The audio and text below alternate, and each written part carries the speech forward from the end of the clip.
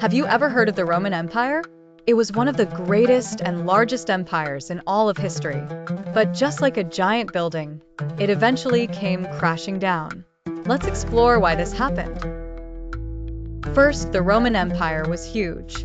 It stretched from the rolling hills of Britain to the sunny shores of Egypt and covered much of Europe, North Africa, and the Middle East. That meant it was really hard to manage. Imagine trying to play a game that covers your entire neighborhood and keep track of all the rules. Inside the empire, there were problems with money. They didn't have enough gold and silver to make coins, which is how people bought things back then. Without enough money, people struggled to buy the things they needed. Imagine going to buy your favorite toy and finding out you can't because there are no coins. Meanwhile, armies of invaders from outside the empire, like the fierce Visigoths, kept attacking. The giant walls of Rome weren't enough to keep them out forever.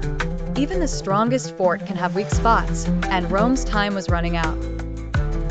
The people in charge, the emperors, weren't always doing their best job either.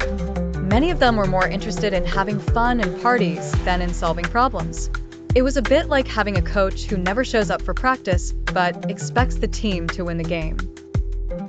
Also, the Roman Empire split into two parts, the Western Empire and the Eastern Empire.